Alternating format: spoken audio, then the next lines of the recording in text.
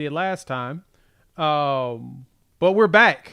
That is Coop. I'm Jay. Thanks for pulling up here on the YouTube channel and listening wherever podcasts are downloaded and listened to. That was really, really, really, really weird. So we are going to dive into it. Coop, let's talk about that again because you literally just said it like 5 seconds ago.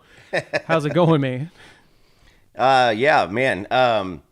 I mean, I said it, so hopefully, if you heard it, the joke is better the second time. But Always is. I took some inspiration from the Golden Hurricane, and I took some kids from Tulsa down to Stillwater this afternoon, and took home a big W. So shout out to Golden Hurricane. But my daughter's team went down there and put a clean sheet on the board. Jay, a little 5-0 victory. Nice. That's always a plus to hear that the kiddos that are winning games. Like, yeah, I don't know what happened, y'all. I'm very sorry that I'm actually kind of frustrated now that this had to populate right in the middle of a show that we were getting excited about. But Coop, we're gonna go ahead and jump right into the most important parts of the day: the fact that Oklahoma won the game. So, of course, the Sooners pulled out the victory. We getting everything re-updated for y'all. Sorry about that. That was very strange. But yeah, Kyle, you're right. I was a little hot this morning, and we're gonna talk about that. So since everything got messed up on the first one, let me explain what's gonna go down today. We're gonna talk about this game. We're gonna talk about my brain is all over the place. We're gonna talk about John Mateer's Sooner Magic moment. We're gonna dive into the refs sucking per the usual, and I think that's really about it. So I think we're in a good spot here. But hey, I do appreciate y'all being patient with us, pulling up, joining the family as we figure out all of this mess. But Coop, I'm gonna go ahead and let you start while I refix all of this stuff. How did you feel about this game? Let's go ahead and start with the incompetent elephant in the room, and the officiating just from beginning to end was just an absolute nightmare. There were so many bad calls left and right. If you want my take, the wide receiver pass, I mean that was a pass interference. If you want my take, the Satania touchdown. Listen, was it deception? I mean, the guys, just based off the post game interviews, those guys didn't want to kind of address it exactly. So, but Satania did walk over, was standing literally within 2 yards of the side judge and pointed to the side judge. That happened right between me and Stats by Popo was sitting next to me at that point before he got overly baked in the Oklahoma sun. But Yeah. I mean, just up and down, it was bad. I mean, there was one point where they stopped the game 2 or 3 separate times to get the clock right, get the spot right, and it just, I mean, even the broadcast folks were talking about it, and so it was bad. But we see that week in and week out. You see in the NFL, you got to play with what's out in front of you. So did any of the calls out, change the outcome of the game? You don't know. You can't know that unless they botch a game-winning play at the end of regulation or at the end of overtime. Like you can't really say that is quantify it is kind of the word I was looking for. So with that being said, I mean, we saw a great game. The fans were absolutely lit. To all of y'all who were there with us, it was hot, Jay. The first half was unrelenting hot. And thank God the clouds came over. We were down in the tunnel at halftime, just going, water, beer, water, beer, water, beer. And just trying to keep ourselves just kind of in a good spot. And came back out, and it didn't really feel like the sun really was a factor after that point. Yeah, it was when I saw it and the way y'all were baking in that sun, it that was bad. That was hot. Very, very hot. But I do want to say shout out to you, the fans. Shout out to you Very much. there that were in attendance. You could feel the energy through the TV screen. And as the game went, both directions, from us getting the lead and maintaining the lead and it tying, and then us going up 6 points. You could feel the fans rising and falling with it. And then when we got that last drive, they scored and we went down and scored. The penalties, a lot of them were caused from false starts, from them not being able to do anything. Now, granted, we can complain about the refs on both sides of the ball nonstop, and I'll do a little solid to all of these Auburn fans out there and say there was a lot of bad calls. There was. Just in general. There was a lot of handsiness on the wide receivers and corners. There was a lot of handsiness on the offensive line against us. There was a lot of it. 100% agree. There was. We got 9 sacks in this game. If you think, and shout out to my guy Chris Marler. We went back and forth and sparred over on the Locked On SEC reaction show, and no love lost between either one of the two of us. The thing was, his explanation was that the refs have been screwing over teams in the SEC for a while. He does Locked On SEC, South Carolina. And, of course, they got a good bone to pick with the refs because of what happened with that LSU game. You get 2 pick sixes and they're called back because of dumb penalties that shouldn't have been called. Totally understand that. He was pissed about, and just pointing out the ref. That was what his point was. The problem is that it was all emphasized on Oklahoma, even though he kept saying, no, Oklahoma didn't win this game because of that. But he kept going in and in on how the refs were bad, and especially poking at this game. My issue and why I lost it, not really losing it, but, go ahead and play into the theatrics of how that always goes, is if you watch the play, the SEC definitely said, well, that should have been a penalty, but the SEC officiating is usually wrong on stuff too, right? Like, if we got to figure it out. Are the officials right on stuff or are they wrong? I'm not sure which one. We got to pick a side on this one. But if you watch the play, you can see there's a picture. Unnecessary Roughness posted it of literally watching. Satania is standing like this right there next to the ref. Very much. He goes to the ref. He checks in and he does this. This is what he's doing. He's literally doing this. On the field. On the field.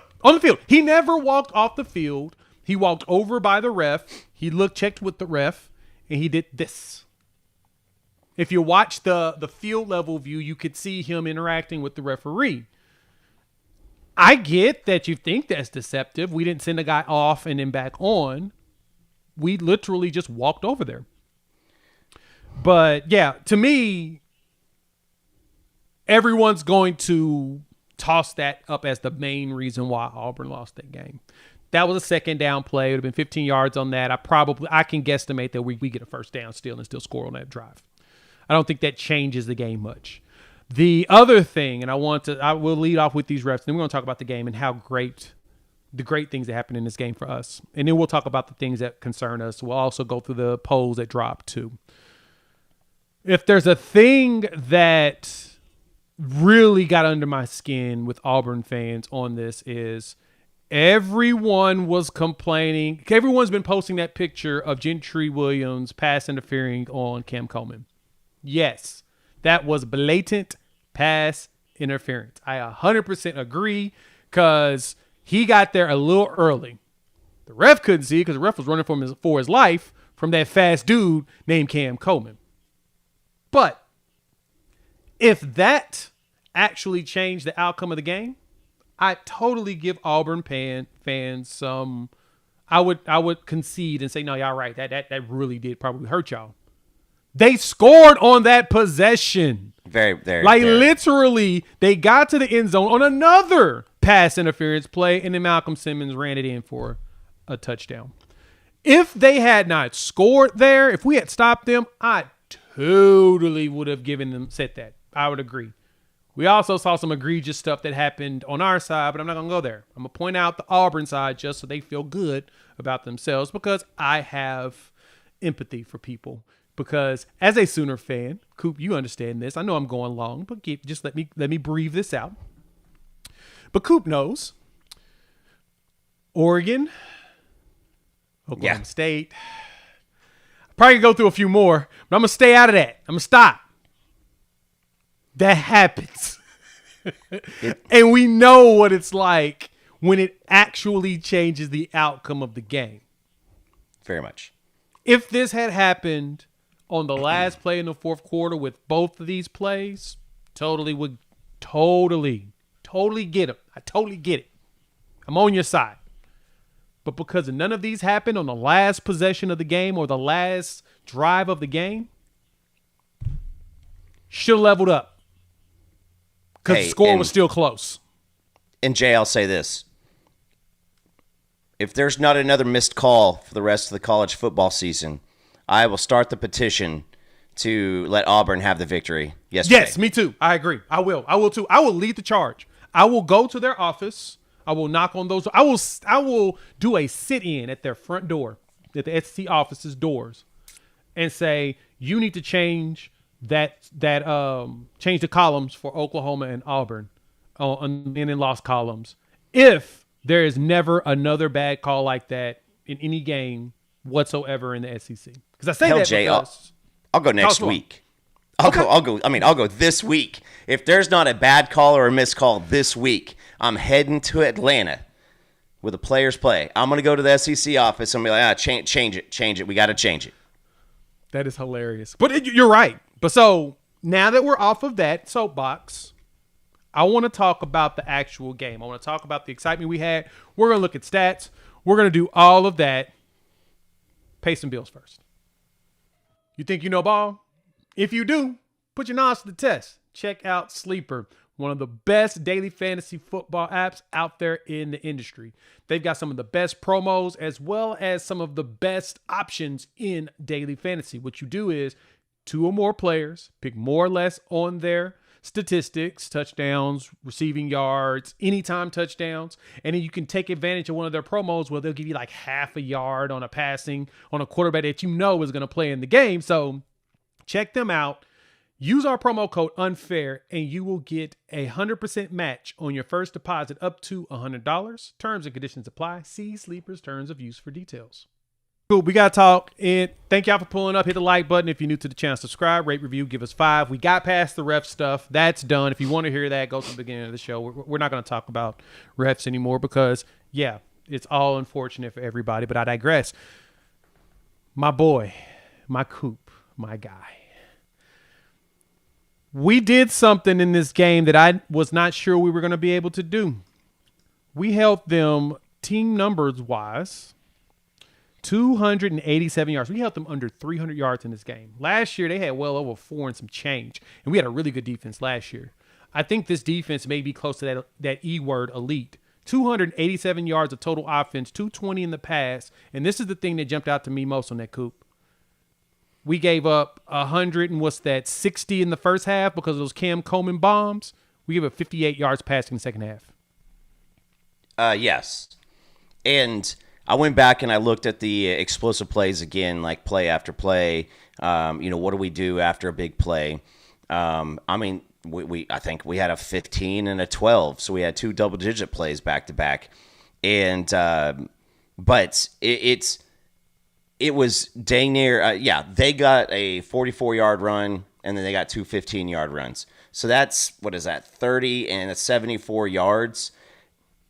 74 yards on 3 plays. The other 32 plays, they were negative because they ended up with, rushing-wise, 67 total yards. And so the defense, the front 7, they're elite. I will go there. They are elite because guys were just absolutely destroying. And Jay, I think it's a good time to maybe bring up why is it not 10 sacks? Because we had a we kind of went like the stock market. We went over 10. I think we had 13 total sacks, but penalties got them called back. And then they had a sack and a hold on that last drive, which took a sack away from Halton.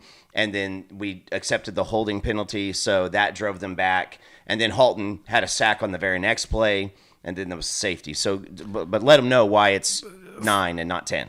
So, for the uninitiated, what happened was when Marvin Jones Jr. got his sack, the stats gave him credit for that sack. But that was a penalty, a horse collar, and that should not have been tallied. Now, on top of that, David Stone got a hit late in the game where he hit Jackson Arnold for probably like a loss of half of a yard. And it was a pass play, but technically they called it a run, and David Stone lost his sack. He didn't even get a tackle for loss on it. It was basically considered a no gain, even though it was half a yard. He stopped him. He flipped him right there at that one, but he didn't get props for it. So when you look at the final stats, you got 9 sacks, 44 yards lost in that one. We had 13 tackles for loss, 63 yards lost on that. Dude, this team was on fire. The trenches were on fire. We were just pushing people around in ways that I knew we could, but I'm still impressed that we actually did it. Yes.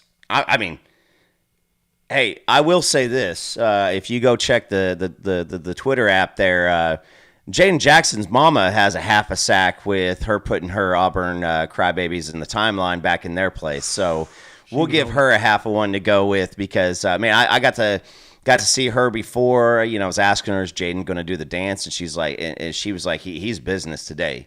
And so that's why you probably didn't see any business dancing, anything like that. But, man, I'll just tell you this. Led up front by every single one of those defensive linemen. I mean, this group, at this point, Jay, everybody was talking, could this be the best in the SEC? Could it be in the best in the country? Well, looking at the box score, the only other argument was Clemson. This is the best in the country. This defensive line is the best in the country. It is getting production. David Stone, we'll say that he took the jump. We'll say that he is earning that 5-star bread right now. But it's him. It's Grayson. It's Dom. Our Mason comes back in hair on fire. But, yeah, this front seven, Jay, led by this just absolutely ravishing defensive line, has been, more than advertised. And I don't even know if that is possible. Right. That's the tough part. It's like, can you really say that? It's tough. But, yeah, they have done everything at a level that impresses me week over week. And even funnier, like Taylor Wine gets a sack in this game, which I'm very proud of him on getting. I'm also a little, what's the best way to say it? I'm not really upset. It's more of a, dude, what are you doing? Like when he let Jackson get that first down because he kind of let up on tackling him. I was like, bro, he's wearing a white jersey today, not even a blue one. What are you doing? It's not your teammate. And I know that's what it was one of those touch tackles that you usually do in practice. I get it. It's like he had like a moment of 2024 in his brain of, don't hit him. Nah, he should have leveled him because he would have knocked him out of bounds short. When they got the first down, that entire possession would have changed too.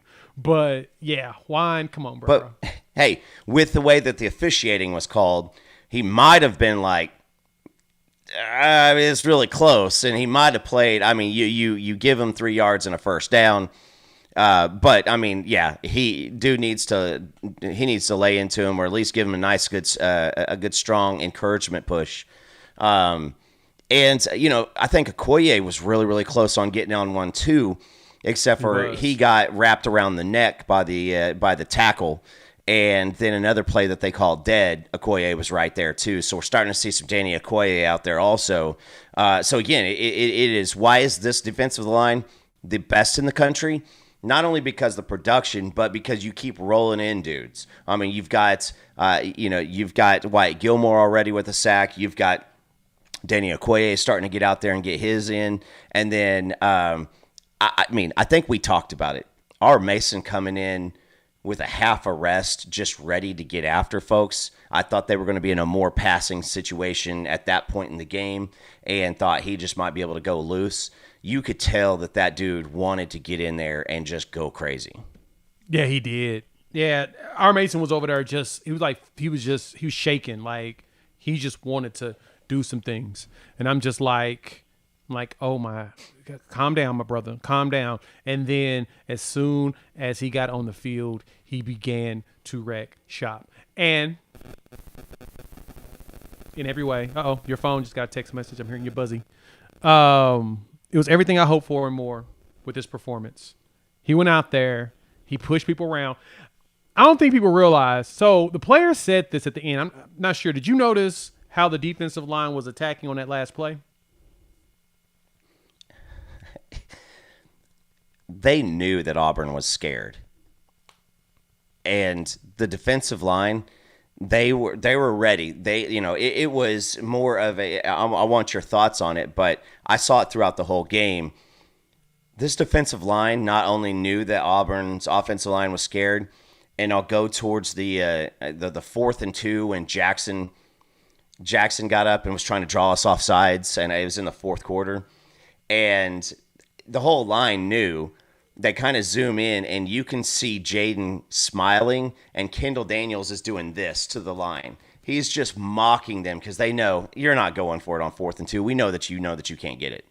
Yep, they were going at him. So, but I got to talk about that last play, though. That last play was the safety. So what happened is that the player, based upon the players, is what they said in the end of the game interviews. Our Mason told them, "I got this. Don't even go for it. I got it."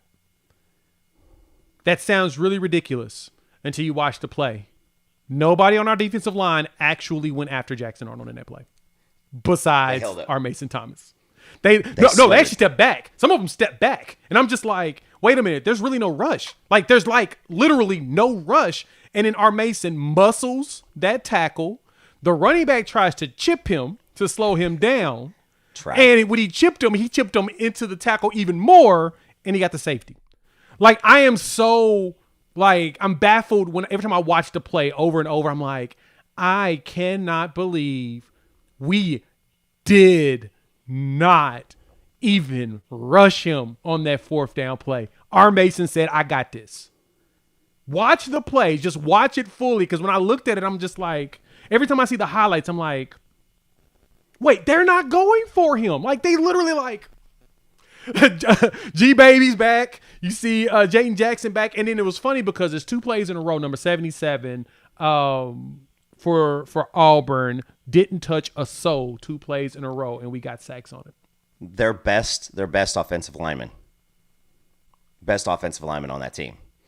And, hey, listen, I know we're done with the refs, but I don't know if you saw – somehow Jacob Henry tackled R. Mason Thomas in the end zone after that safety.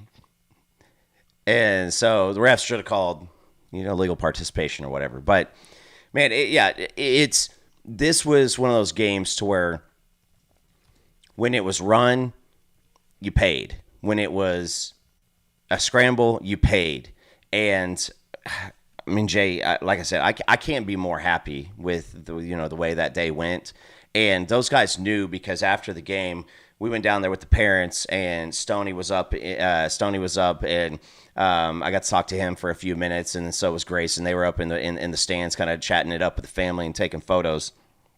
And I gave Stoney, gave him some dab, and we gave a hug, and I was like, "Hey man, great game." He goes, "We're getting started now," and so like that's the mentality of this group, is like, now we're getting started, and so. Wow, when you get a defensive line that's playing like this, it's just fun. It's fun every week, and you got to think that moving forward, teams are going to get a little bit less inclined to challenge that defensive line week in and week out, and go towards that type of attack where you're going at the defensive backs, because I mean if you sit back there and you give them time, it's to your detriment. It is, and that's what the focus was in this game. It's kind of funny. You could tell that the whole point of the way the defense was playing in this game was, it was really a bend not break, but they really wanted to get to the quarterback. They had a feeling that Jackson Arnold was going to take too long in the pocket, and they wanted to make sure, as best as possible, cover the secondary, cover the wide receivers. We probably should have doubled Cam Coleman more. We didn't. Earlier. It's okay.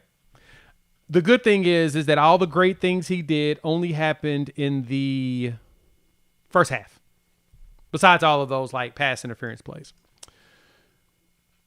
His one, because he was overthrown like 3 times. Thank goodness. But we all know that the best thing is Preventable said that we would have days like this, and now we're here. Ladies and gentlemen, you have a legitimate defense. How does that feel? How does that feel? Hey, and let's go one step further, Jay. I don't think that this team has yet played an A game yet. At all. Like, grade them out as an A. And I'm talking about the defense. Because let's go ahead and get another elephant in the room. We're -6, last in the country in turnover margin. We still haven't caused a turnover. Got to get some stick 'em on the gloves or something, because we had a couple opportunities that would have probably changed. There were a lot of opportunities that happened in this game that would have probably changed the game a lot more. I think Peyton Bowen, he had that pick, was an opportunity. You had the Kendall Daniels, that one fell out of his hands. Peyton also popped the ball up, right in, kind of over the middle. Mm-hmm. But it's hard, because I say this is every single week we talk about the turnovers, not being able to get one. These teams are not throwing the ball in harm's way. Jackson Arnold threw the ball in 2 scenarios. One, out to the outside where his dude can get it. And then he also threw if guy was wide open. There was the contested catch where Cam Coleman kind of fell down and caught the ball. That was probably the most dangerous pass that he threw. But when Peyton Bowen knocked the second one down, it didn't happen again after that. Like, there was not any throwing in the middle of the field. And you could see it in OU's coverage, because we were still saying, yeah, you've gotten us a few times, but we still don't think that Jackson's going to be willing to do it. And Jackson played this game to not turn the ball over. And you mentioned something specific, and I want you to share that, because I fully agree that I think that Jackson did not want to make a mistake this game. And if that was going to be a 50-50 ball, no, I'm out.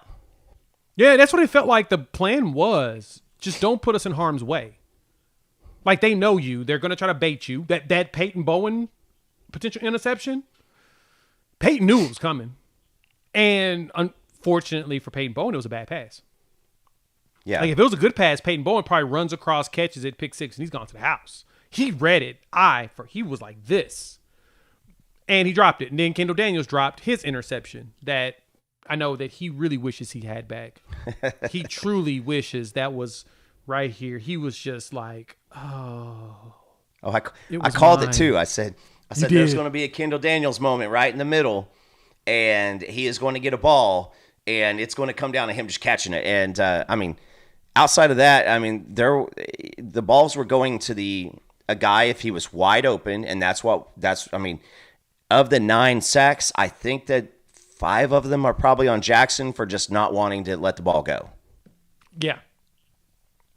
So from there, you could tell that a lot of the strategy was pulled back on, all right, let's do the right things and don't turn this ball over so that we don't lose it.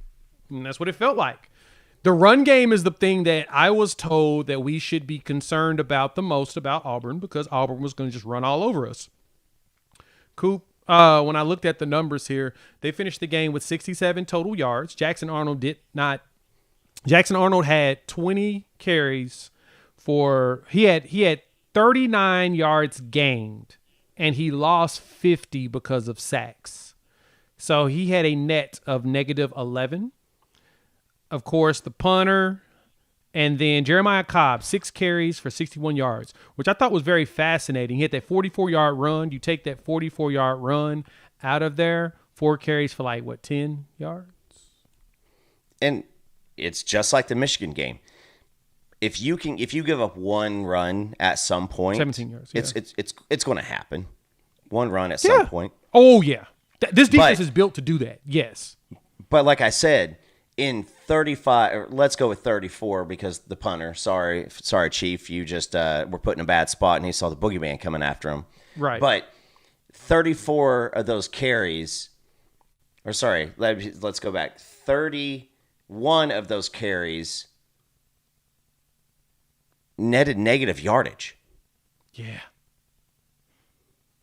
Negative. Like negative, not 1.9 yards a carry, negative yardage. So you end up with still 1.9 overall, but you just weren't getting through, and they couldn't duplicate a big run. That was not happening. You couldn't duplicate big plays back to back nonetheless, but you couldn't duplicate big runs.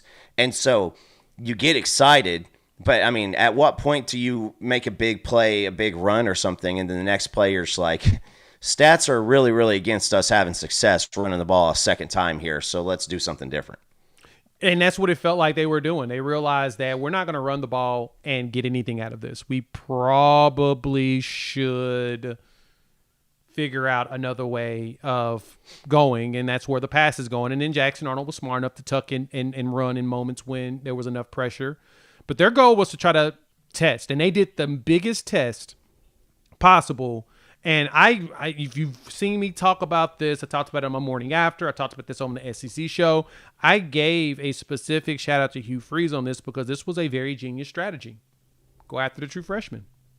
And so they did it. Now, granted, not Cam Coleman, but Cortland Guillory probably said, hey, I want to defend him. Let me have the task. He got cooked a few times. And he battled. Got some PIs. Yeah, that's going to happen to all good corners. All good corners they never can bat 1,000. They're always going to deal with some sort of, they're going to lose out on some stuff. Most of the officiating is set for the offense to be more beneficial. We like yards. We like touchdowns and big plays. But I got to commend Cortland for the fight that he put out there. Cam 100%. Coleman's really good. Cam Coleman only had 3 catches for 88 yards. Cam Coleman is really good. And he's going to do things that's going to move the ball up and down the field for their team. He is. That's how talented of a player he is. So the smartest thing that Auburn could do is to continuously find ways to just throw that man the ball. If there's a moment that it looks like it's one-on-one, just throw it in the air. He's going to run underneath and get it. That's what you should do. But that man can ball. Cortland Guillory said, I'm going to learn from this. And he has a very short memory when it comes to bad things. And he figures out what good stuff he needs to. And that's what you want out of your corner. So all of you should be not only excited, but impressed and happy to have him and give him a shout out, even though he had moments of getting cooked. This is a true freshman, baby. He's going to learn from that every single year and get better. So I was happy and satisfied with how he really busted his butt on all play. He didn't stop in any of them. I mean, shoot, Devon Jordan got cooked on a slant go play like not too long afterwards, and that one, you're like, luck is overthrown. It was work. So yeah, that's another one. Those guys, those were the passes. You were going to toss it to a spot that there was nobody else. They had one-on-one coverage, and Brent Venables still looks at Jade Valai and he says, I still trust my guys. I still trust my guys, especially when you know that the defensive line, the front seven, the pressure that you're going to put, because you didn't even see a lot of like the exotic blitzes. They brought that up on the broadcast was they were still trusting. Now, in the second half, they rolled Peyton Bowen or Boganowski over the top, if they saw them. Yeah, and so they were rolling those guys out there. But again, like, you look at games like the national championship game, or sorry, not the national championship game, the playoff game against LSU, and you could tell that the guys were done. You could tell that our defensive backs knew that they were not doing anything. And so, that's 100% Blake, is Coleman's going to be a day one guy. He's going to be out there. And Guillory, Jay, by my count, this is his 4th game in college. 4th. And he's playing as if he's been playing college football for a while. Like I said, mistakes are going to happen, and I don't knock him for it. We're going to point out any bad. We're gonna talk about and bash our team on the other side of this break in a minute. So just prepare yourself. We're going to shout out to special teams too. The kickers was doing it. Tate Sendell did his thing, had that leg working beautifully. The punt team, oh my goodness. Miller was averaging 54. Nation leader in average punt. 54.4 in this game, long of 66. He had one inside the 20. Three of his 5 punts were 50-plus yards. Dude was booting it. That's what I'm talking about. And then Tate gave you exactly what you hoped for in your field goals. You got 3 of them, 3 for 3. Y'all comfortable with the kick game yet? I'm just kind of curious. I would say this also with Tate. We got up the line, 4th and 2, at the end of the third quarter, and we come back in from a timeout. And by the way, if you're ever at one of these games, I used to watch games with a bunch of buddies back from home, and we had a dude who's now like a strength and conditioning dude. Like he's ripped, so we can't make fun of him anymore. But like it'd be nerve-wracking, and he'd go to a commercial break and he'd mute the TV, and we'd all just sit there, and then we're like, we would hit him with pillows and stuff, be like, dude, you turn the volume back up. Like the Michigan game when we were there, the timeouts they sucked when you're on the big broadcast, right? But you come back out and we line up for the field goal, and I'm not gonna lie, a lot of the folks around us were like, good call. And we all kind of were like looking at each other because we knew that we all wanted to go for it.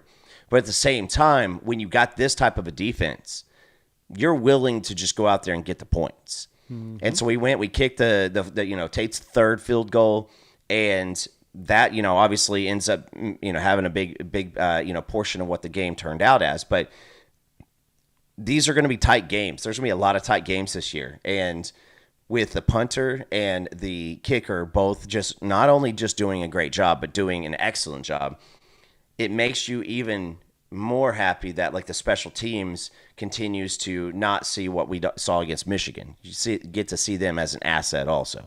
All right, before we jump over here on this break real quick, Coop, I got to ask you this. Were you upset that we kicked that field goal and didn't go for it on 4th from the last one? No, I wasn't. Okay. What y'all think in the chat? Do y'all think we should have went for it?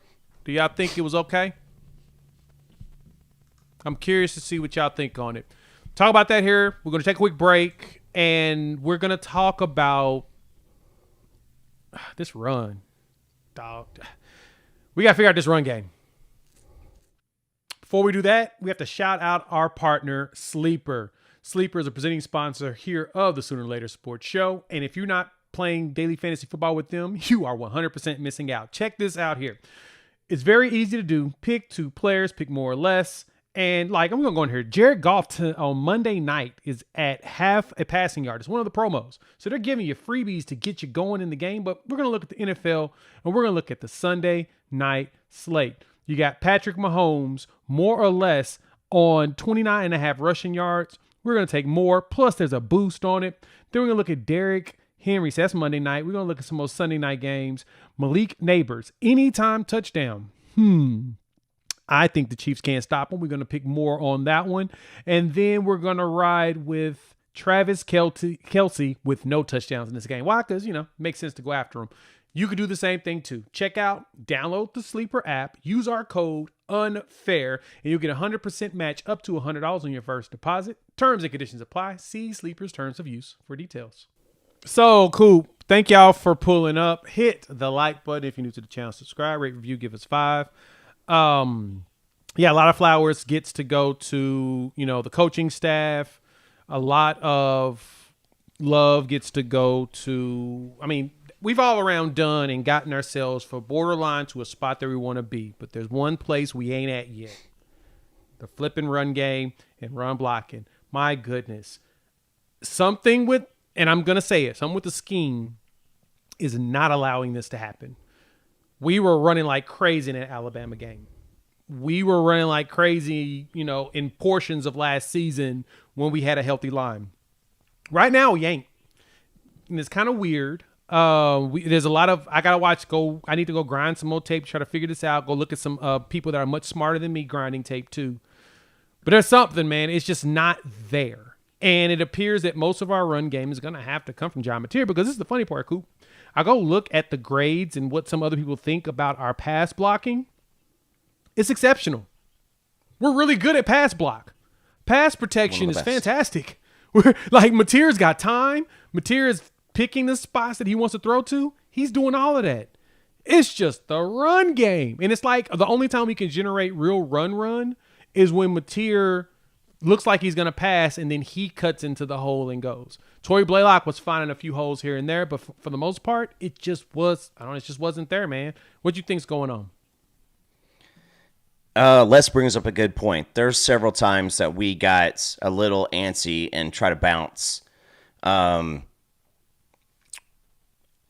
really, really feel the inconsistency on the offensive line because of a lot of the health. That plays a part in it. You know, we talked about it last year that when it's inconsistency on the blocking, on the run blocking portion of it, they can't trust, and that's a big part of the offensive line is trust. Big part of the offensive line and with running backs. There was a couple times I think the one Javonte Barnes run, needless to say, Javonte didn't see the right selection. I did see Blaylock a couple times also, but I will start out by saying this. Kudos to those offensive linemen who were hurt for going out there and grinding. Yeah. They did go out there and grind, and it looked like we kind of just knew. I said, you got to put up 120, 130-ish rushing yards to win this. But I would say it's got to be better. It's got to be better. And hopefully the next 2 weeks you can get some semblance of health back. Fasusi gave it his best out there, but I was told he was not as bad as it sounded. He looked worse than it sounded out there. Yeah, he did. He was limping around, quite a bit. And there were a lot of times that Auburn's defensive line. There's two guys that are going to be in the league very soon, and Kendrick Falk is going to be a top 15 pick. Good. He's so stupid good. He's so stupid good. That being said. When we were trying to pull guys at some time, there was they just had a plan of action for it. Durkin put out something good for them. They did not wait and to catch. They attacked. They dove through and they were hitting the guys in the backfield. So it's bad. As far as pass blocking, I give the guys a B. As far as run blocking, It was as bad as it could have possibly been, I think. It's got to get better. And that's what it is. We just got to get better. How do we get better? Get healthier. And the good thing is we have basically a week, and we have about 2 weeks of chill. We'll chill this entire week, and then next week we play Kent State at home. So we'll get 2 weeks of basically chill. And you'll probably see a lot of young players playing the Kent State game, so do not be surprised on that. Don't be shocked if, don't be surprised if we just don't run the score up crazily on Kent State. And I say that because it's probably a lot of people won't play at all. Now, granted, we may go out there and try to run that bad boy up in the first quarter and try to be at go just balls to the wall to start the game. And then pull back and be like, all right, we're going to slow it down going forward. Don't be shocked if that's the thing that actually happens. But I don't anticipate us doing much of that whatsoever. Mainly because we just want to get healthy in preparation for Red River. The good thing for us is we got Kent State the week before. And the other good thing for us is Texas travels to the Swamp the week before. That's going to make it very interesting. But yeah, it's got to get better. And so this is going to be the opportunity to not only get people healthy, they got to figure this out in this game. Did you see Xavier Robinson on the field? X-Rod play at the end of the game? He played, actually, he came in on pass protection a couple times, and then he also was in on there was a Mateer run that he picked up a blitzer, and so I know that he did come in a few times. But as bad as the offensive line running was, it was refreshing to see Arbuckle not completely just disappear from the run game, but still understand what the lost cause might be. And I mean, I'll just say this straight up.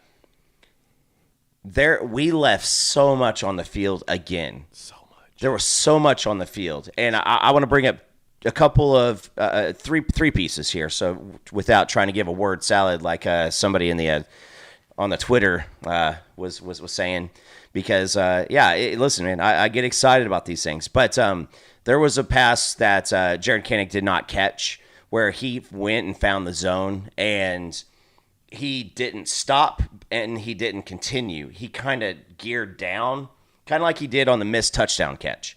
He kind of geared down, and if he catches that ball in stride, I saw when Mateer, he kind of double clutched the ball and then threw it, and it ended up not being a catch. If Koenig with his speed catches that, I mean, he goes for 60.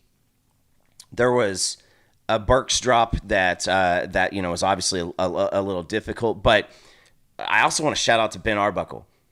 Jay, if your offensive line is on the struggle bus, how are you going to run out a wrinkle to where you have Mateer behind two offensive linemen? Not once, but twice. And here's the thing. I think that when watching the film, Buck's going to look over at John and he's going to be like, a half a second of patience and Burks is to town. Because that two-man look, he didn't give it he waits a half a second more. Burks makes it past his guy and is running middle field with nobody back behind him. He can just go, and Burks runs the entire route. So there's those pieces right there. That's where I'll stop. But the offense leaves a lot on the field. And again, why I say, like, what's this team really going to look like, and how good can this team be if you got an A performance from the offense and then the defense does what it does? Yeah, and the way the defense is playing, they're playing at the level you want to. And there's some things that we got to clean up and get better at. There's certain things that's going to happen, like, the deep passes, having your corners on the island. That's kind of how BV's defense goes, especially with the way that we like to blitz. The offense just needs to do what they do best, is keep eating that clock. Even with the struggles in the game that we had, like the drive chart, we had long drives. The game-winning drive was only 2 minutes because it didn't have to be that long, just because John Mateer's that dude. But we did a good job of hanging on to the ball in a lot of parts of the game. I think, let me see. Oh, you're jingling in my ear again with your feedback. Let me see, what was the time of possession? I think I had this up here a second ago. It was, 35-24. So they had the ball more than us. But we did a good job of running clock when we needed to. Yeah. And the crowd was very, very loud. That's what I'm proud of y'all for on that. But Jay, look there, the voice crack. Shout out George Toya.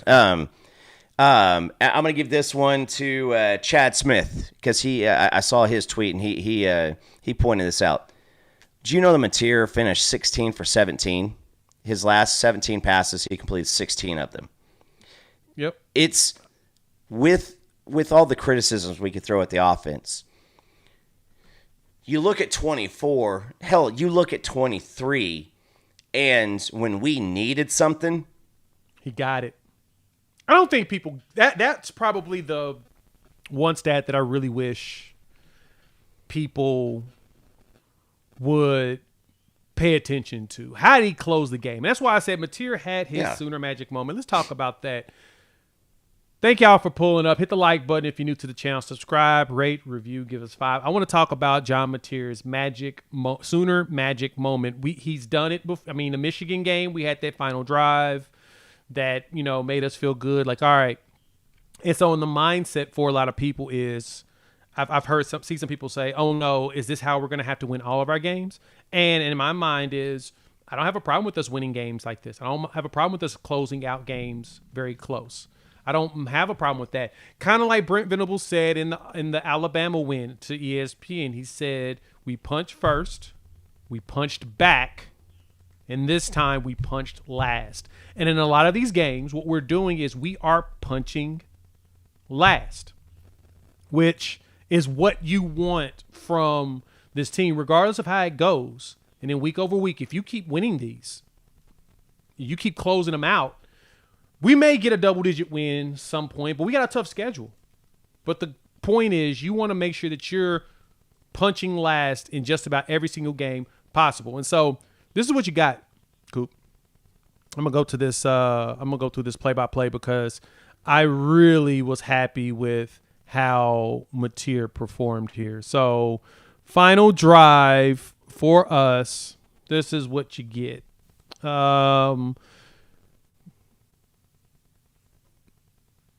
See, that's their start. Here's ours right here. We started 7 minutes in the game. John Mateer, no huddle, shotgun, throws it to Burks, 9-yard gain. All right, there we go. We started to see something, get some rhythm. He runs it, gets the first down because he knew the most important thing was getting that first down. Yep, and we've seen that in some other plays. It's the most important thing is get that first down. He looks over, hits Satania on a nice route, out 7-yarder.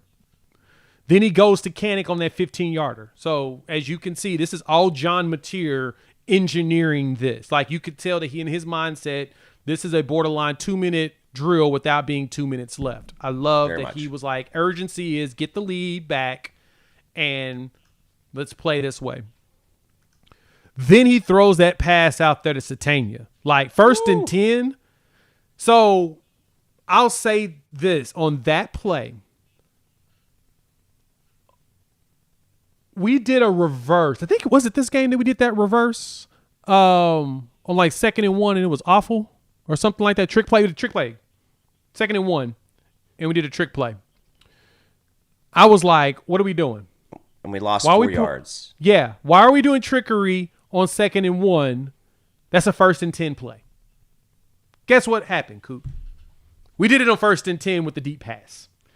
You take the shots early when you can, or 2nd and 1, you go deep. You just try to go deep because you should. If you don't get the catch or the penalty, you can run it and get that first down on 3rd and 1 is the goal.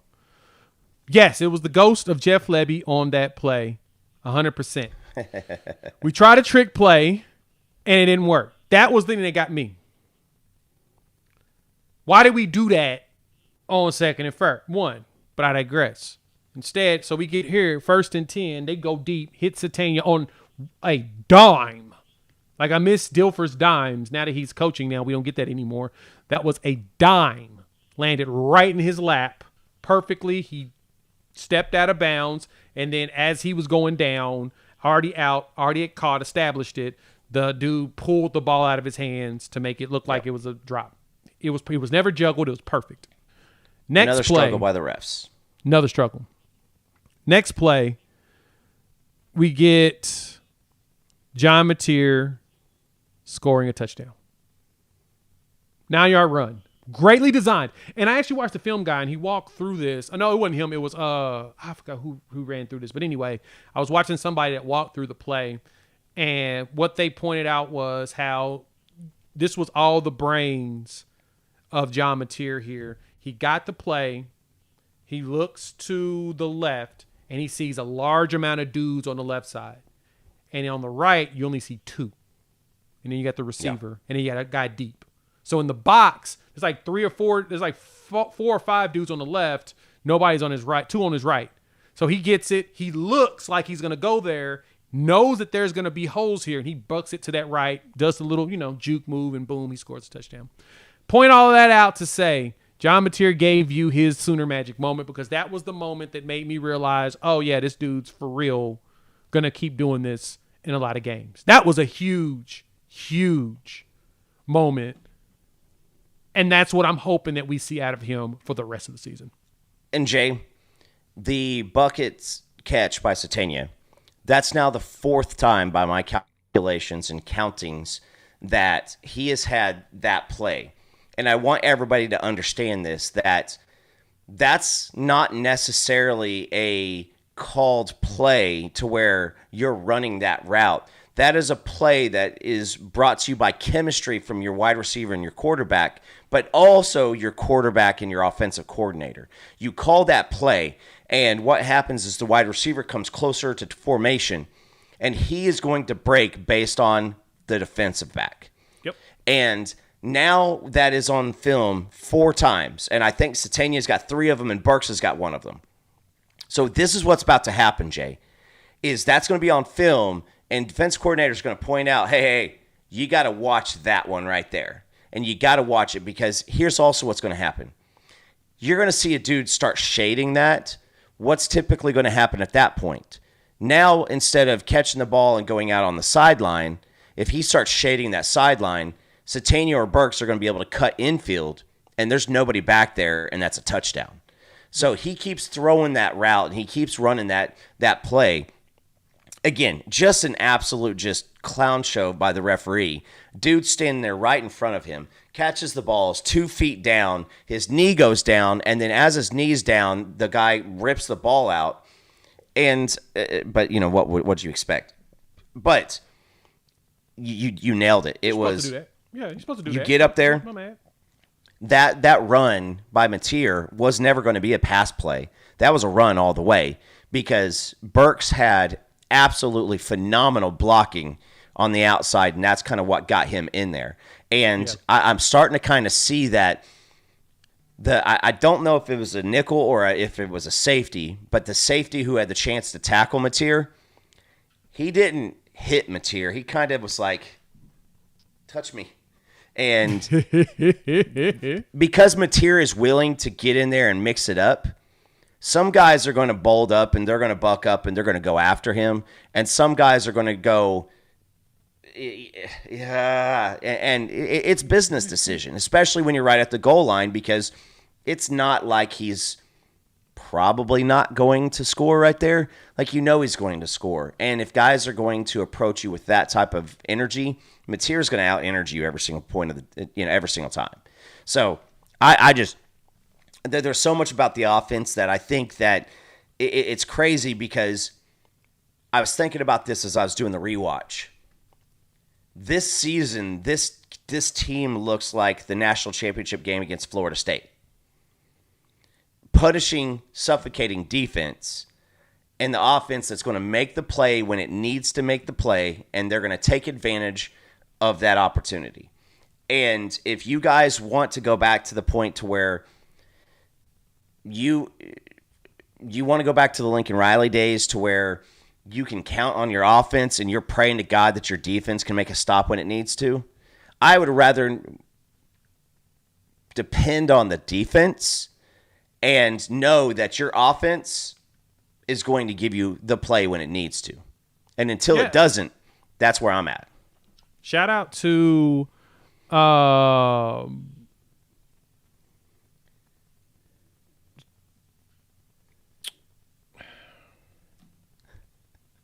had a moment. That's no, right. yeah. Shout out to who was that? Sooner Scoop. They put out a video on Brent Venables saying that we're going to have the type of defense he said that we're going to have. And then you show all the players doing their actual jobs. I am very, very much proud at the fact that the dude came through and provided us exactly what he said he would. A ferocious defense that y'all will be proud of. We've got it. It's here. Like, we are here at that moment. We are here. They're right in front of you. There's literally nothing that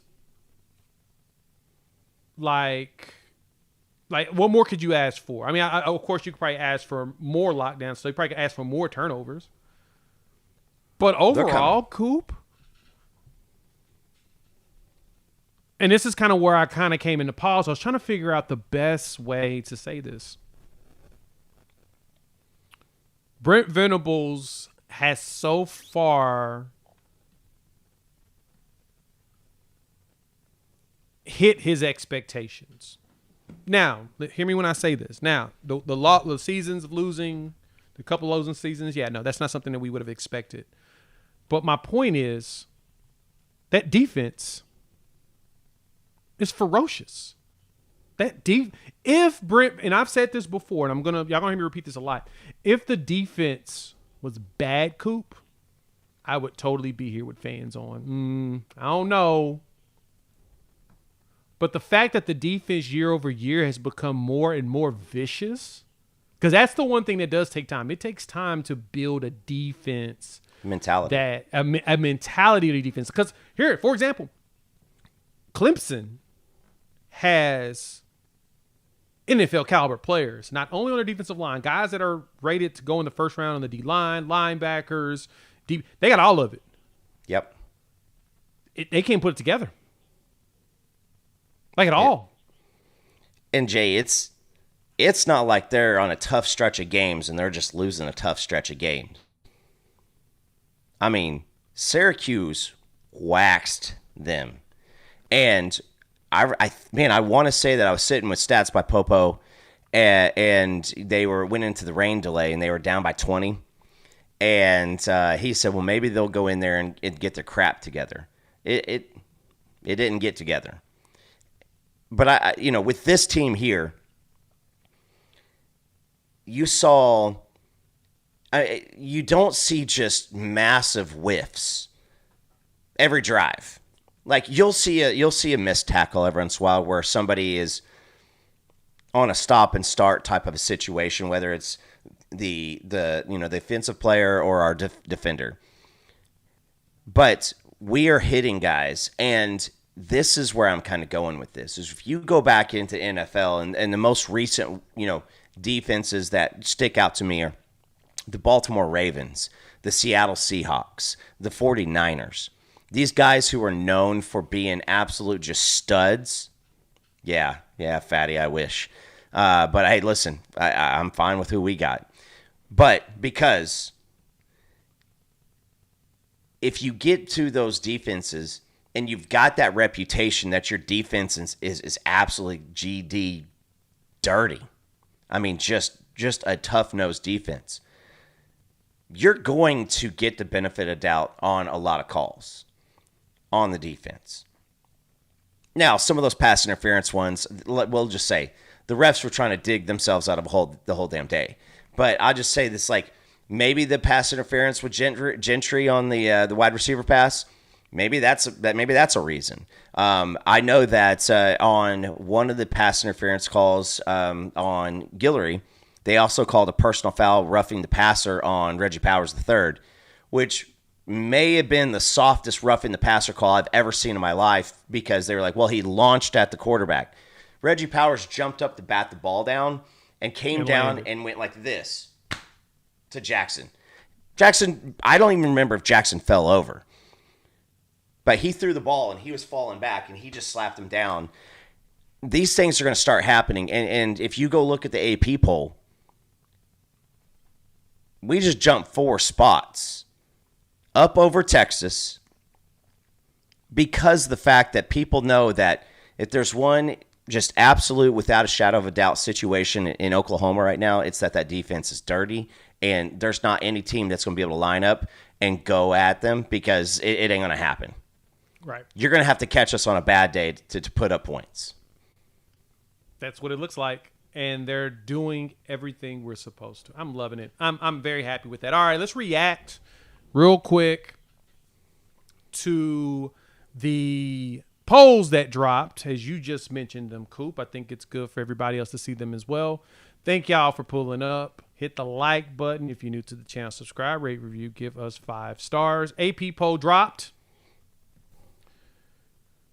Oklahoma, number 7 in the country right now. We did move up, like I said, from 10. Very interesting. I'm going to say this. I am bothered that Auburn fell out of the top 25, but Illinois is still down there at 23. After getting waxed. Walloped. Spanked. Just waxed. 63-10. In conference play. I have been seeing Brent Bielema bumping his gums on the socials for a bit. In conference play, Coop. And this is not my words, to a weak finesse team. You are supposed to be the defensive up-and-comer in the Big Ten. The physical You're supposed squad. to be based on physicality. I mean, that is like Mike Leach, Mississippi State, rest in peace, going to Alabama and whipping them 67 to 10 or something like that. Like, that stuff should not happen. Yeah, and I kind of agree with you, Sooner Cowboy. It'd be nice if they go ahead and beat SC this week. That'd be funny. Hopefully they mad. They should be mad or embarrassed. One of the two. One of the two. Coaches poll.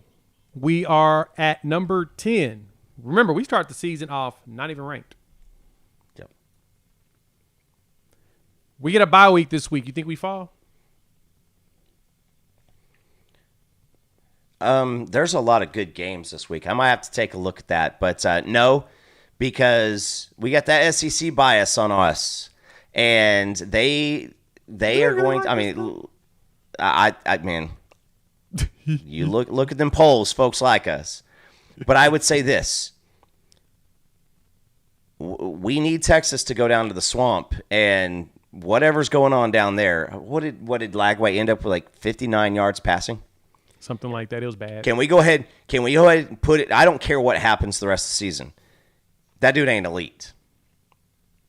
Yeah, Lagway did not have himself a good game at all. He might not be good, but he ain't elite. And to quote the philosopher, look at these numbers. Yeah, to quote the philosopher Teddy Lehman, apparently practice matters. But we need Texas to go down there. We need Texas to go down there and just handle business. I don't care what it takes. Just go get the W, because ABC and the SEC and ESPN, they need that matchup to be a top 10 matchup, because that's most likely going to be another game day choice. Yeah. No, I agree. Game day, SEC, network, everybody. Hallmark Channel might be there. Yeah, everybody going to show up for Red Rivers because of that. But yeah, Lagway was awful in that game. Awful. Like, I thought that, I mean, I saw him. He is a first ballot Hall of Famer. Off the bus. Aesthetic Hall of Famer. Aesthetics Hall of Fame. Like, he's up there with John Elway. You just see the dude and you're like, oh yeah, you're definitely aesthetics. He broad shoulders, big aesthetic, easy. Wild that he only threw for 61 yards. Sorry, but I cut him short. I said 59. Yeah. Oof, goodness. But that was bad. Ole Miss got themselves not one but two quarterbacks. They got a controversy. They better not be dumb enough to take out Trinidad. He's your starting quarterback. Until he ain't. Until he ain't. He's your starting quarterback until he ain't.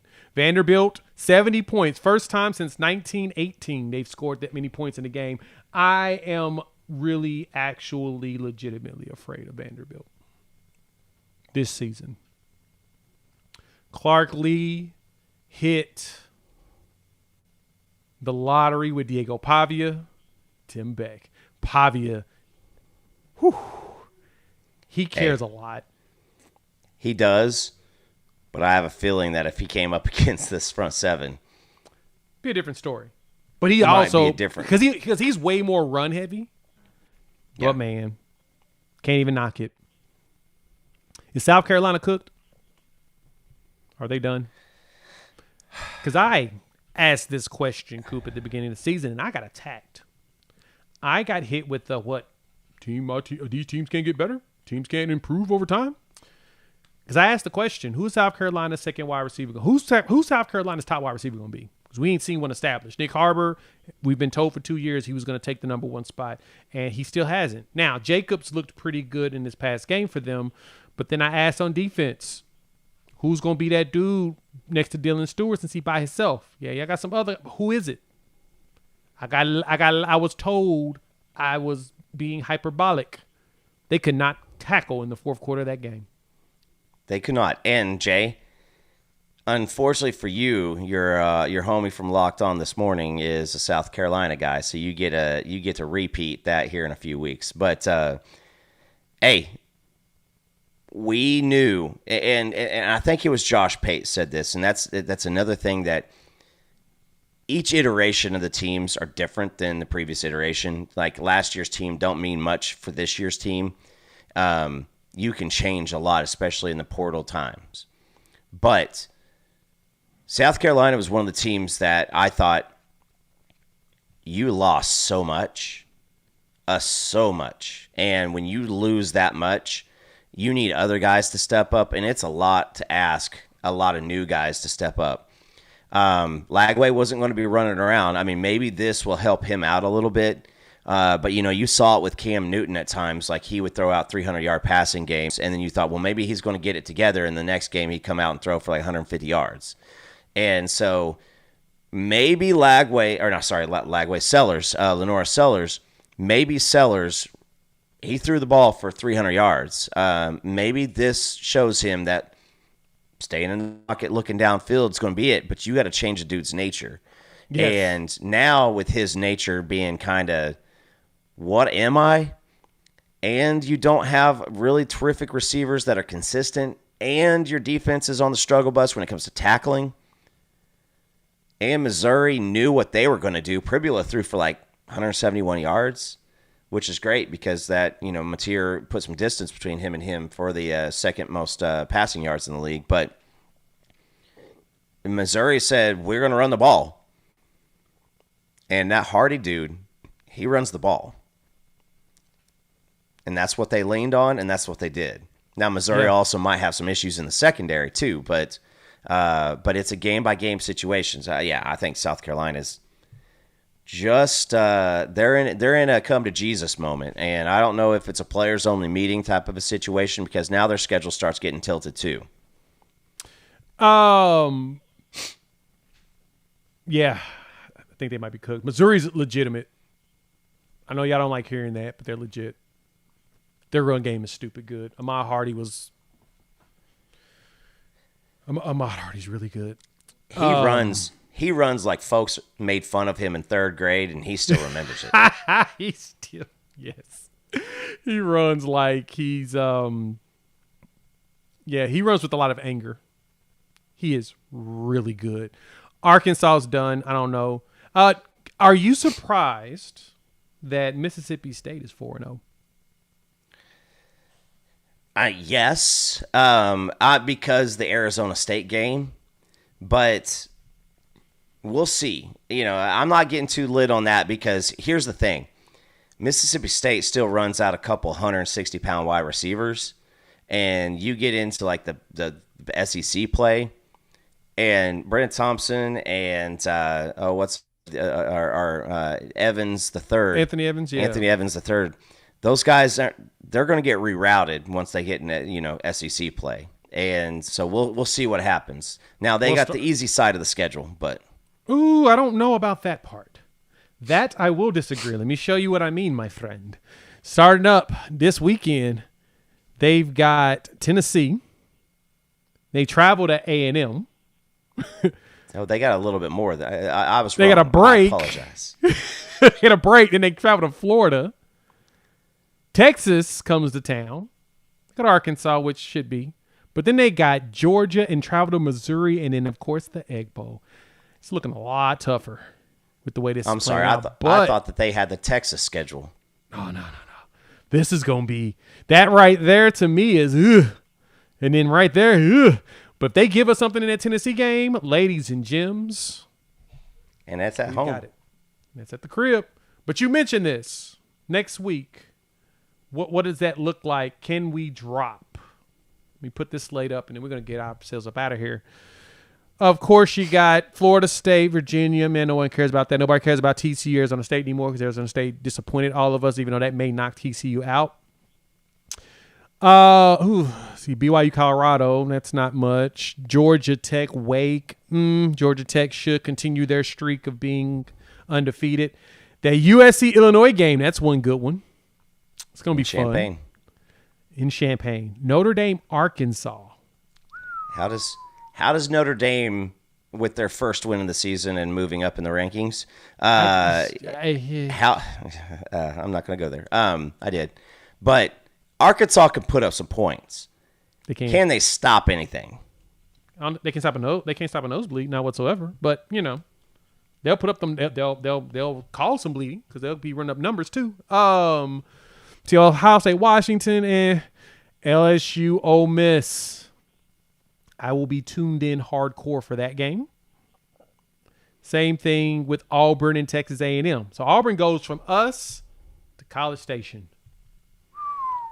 And Jay, if I'm the Auburn fans, Texas A&M's defense isn't that good. If I'm the Auburn fans, I go, all right, listen, going on the road, that was tough. We've played A&M a few more times. We know a little bit more about them. Did Reed throw the ball against Notre Dame? Was that a one-time type of a deal? Or is that kind of what he has in his bag this year? But Auburn should know that they're going to be able to run the ball and really bog that game down. Now, it's in College Station, so. Mm-hmm. Yeah, this was Marcel Reed's first 300-yard passing game, even though he completed less than 45% of his passes. Less than 50% of his passes, he had 45.9. He did that. Actually, he did not do that in 2024 at all. 2023, he did it against Oklahoma State in a loss. Doesn't count. Last game of the season. But doesn't count if you do it against an FCS team. Fair point. Touche. That one, yeah, there's not. Ooh, yeah. That may have been an anomaly. He may stick back to 250. And then Oregon, Penn State. Penn State's a favorite at the crib. Hey, Lemon's telling us.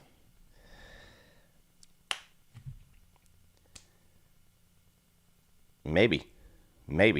But hey, go back up too. Is that 2:30 game on is a Peacock?